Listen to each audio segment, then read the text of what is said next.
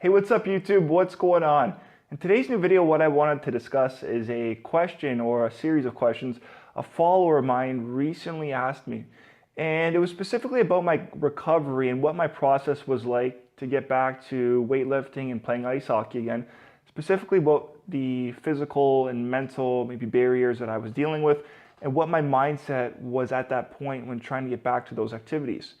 And also another question as well that I'm going to address, and this was from this follower as well, which was, do you need to be absolutely pain-free in order to return to exercise or to weightlifting or to a sport or activity, and what my thoughts are on that.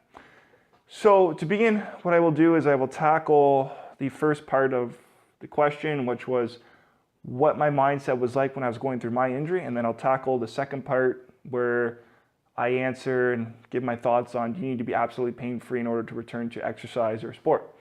So, going back to my injury, guys, when I was going through my injury and my herniated disc and the sciatica I was dealing with, it was never a realistic goal in the beginning, and I'll admit, it was never a realistic goal to get back to playing hockey or to weightlifting again. Really, my goal was just to be pain-free and live a normal and daily life again, because the pain that I was dealing with was excruciating, and dealing with that on a daily basis, it was just frustrating because I couldn't go out with my friends. I couldn't just do normal activities and live a normal life because things like sitting and bending over were just things that limited me, and those were just pain triggers of mine, which I couldn't do. And if you go to a restaurant, you go to a movie theater, what do? You're sitting for a long period of time.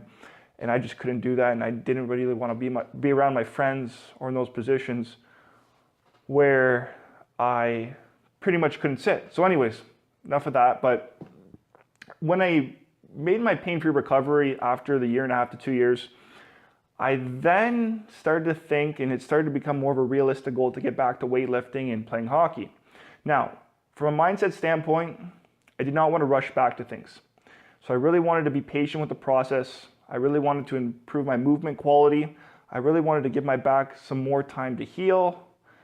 And I also wanted to develop just good training capacity so I can get back to those activities and perform them at a relatively high level again without causing any injury. So that involved performing a lot of muscular endurance-based exercises, a lot of muscular endurance-based trainings, a lot of core stability training, addressing a lot of imbalances, improving posture, improving movement patterns, just overall improving my daily spine sparing practices and daily spine hygiene on a daily basis. And with time, as I continued to go through that process, I then started to attempt these activities. So I started to attempt ice hockey, I started to attempt deadlifting. Now keep in mind, I didn't go full out on these right away. So for instance, I substituted in a couple leagues, just played 1-2 times just to kind of get on the ice, get a feel for how it felt. Because the thing is with hockey too, it is a very demanding sport in terms of a lot of demands being placed on the low back. A lot of hockey players end up with lower back injuries. So I knew I needed to be very careful, and I knew I was taking a bit of a risk. So that's why I wanted to be very prepared. I did not want to rush things. So I just kind of tried things out, felt good, but I did not commit to any leagues or anything full time in terms of that matter. Even though I felt good, at the same time, in terms of weightlifting, I started to deadlift again, but I wasn't deadlifting anything heavy. So I started with the bar, just doing conventional. Then I worked my way up to about 135 pounds, stayed around that weight for a long period of time. And then it was about a year to 1.5 years that I really then bumped up to things. And after about a 1.5 years of just doing a lot of higher volume, less weight-based training, I was then able to get back to these activities. So it started off with just trying them out, seeing how I felt. Then it would just involve addressing a lot of those imbalances, building a lot of core stability, just building the foundation that I needed to really get back into those activities and prevent a future problem from developing. But also I had to refine my technique, specifically in the case of weightlifting. And also hockey, just practicing better spine sparing strategies when I was going to play hockey, but also even maybe going to the rink when I was tying my skates. So if you ever see a hockey player, they're always bending over to tie their skates.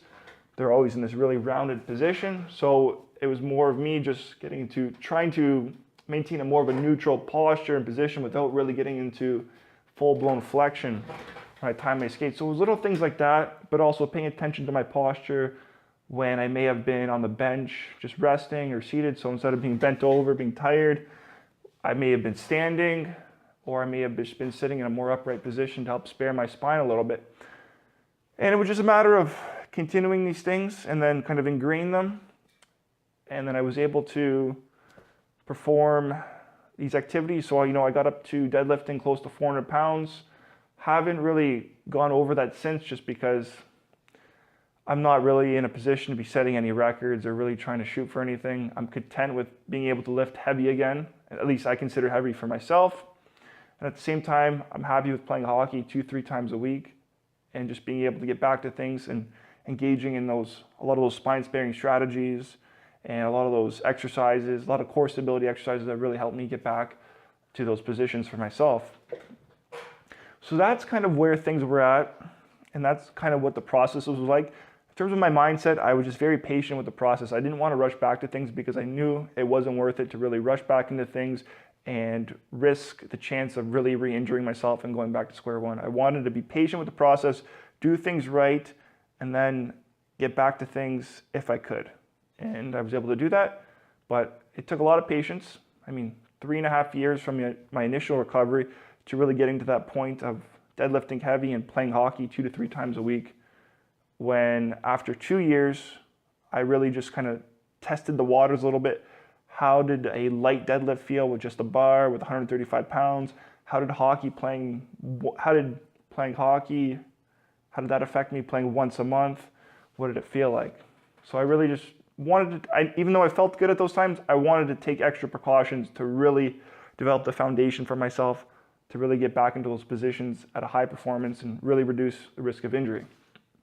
So that's where things kind of developed for myself, and that's the way kind of my injury process worked. If you're someone that hasn't heard about that, I kind of have previously talked about this before in other videos, but wanted to address that just for anyone that hasn't heard that, and this is also for one of my followers who asked that question. So I hope this kind of provides some clarification on that topic, and hopefully maybe it provides you guys with some more information on how you can approach your own recovery in terms of maybe your lower back injury or maybe any other additional injury you're dealing with. The key thing in all of this, I believe, guys, is patience, but patience with a good recovery strategy and recovery program and training program as well to get you back to things. So that is the key in my opinion.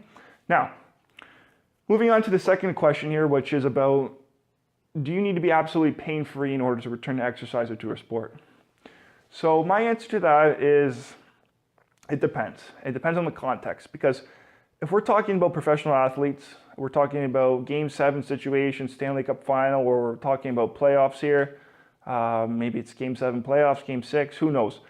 There's a lot of professional athletes out there that will play through the pain. Maybe they'll get some steroid injections just to play through their injury or whatnot.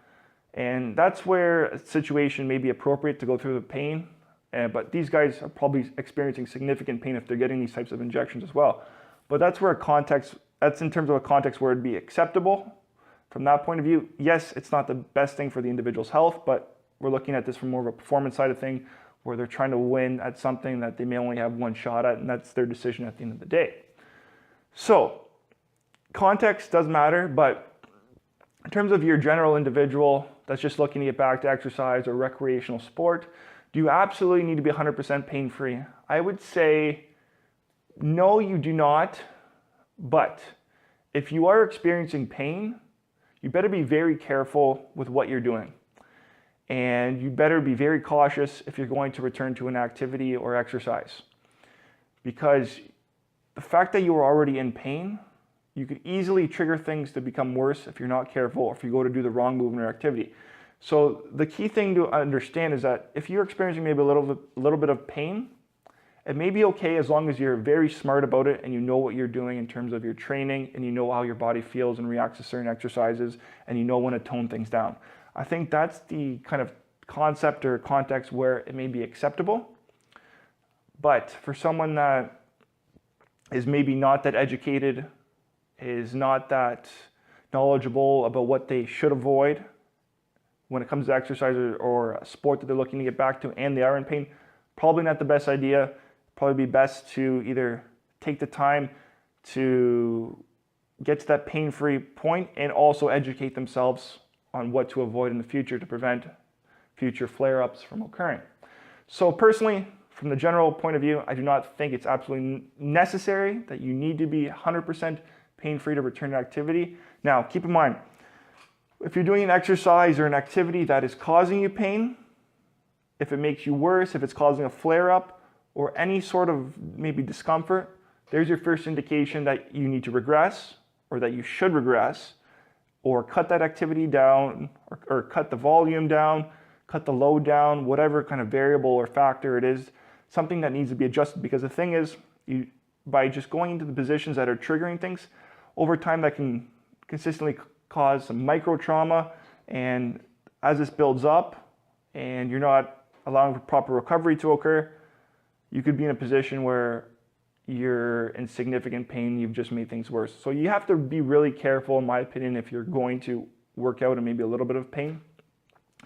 Someone with more moderate to severe pain probably need to be very careful as well, but you're going to be more likely to avoid a lot of exercise completely. Now, keep in mind, there is exercise that is out there to provide relief for some individuals, such as different core stability exercises may provide significant relief to individuals and may make their pain go away in some cases. Maybe it's something like walking that could relieve symptoms in some people as well. So the whole point is that when it comes to exercising in pain or doing a sport, it really depends on the context, and everyone's different.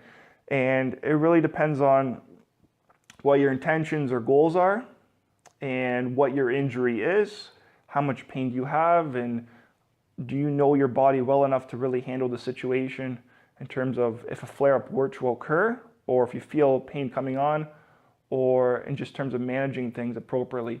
So there's a lot of factors to consider, and those are just some things to think about for yourself, maybe if you're looking to get back to exercise or training. Personally, I think best case scenario though is to just be patient with the process, follow a good recovery and training strategy, and then work towards your goal once you've kind of got to that pain-free point of view. That's just coming from me because that's what I did, and that's what I specifically do recommend as well for others. But at the end of the day, it is up to you and yourself for what you want to do, but just keep in mind with all that. And the important thing to understand is that context matters for pretty much everything. So there's a final tip there. That's all I'd like to share with you guys. And if you have any questions, comments, anything you'd like to share, go ahead and leave a comment below, and I'll be happy to discuss things with you. And if you have any suggestions or anything you want me to cover in a future video as well, be sure to leave that suggestion below. And for that, we'll wrap it up for this video, guys. So I wish you guys all the best and a successful and a productive day, and take care.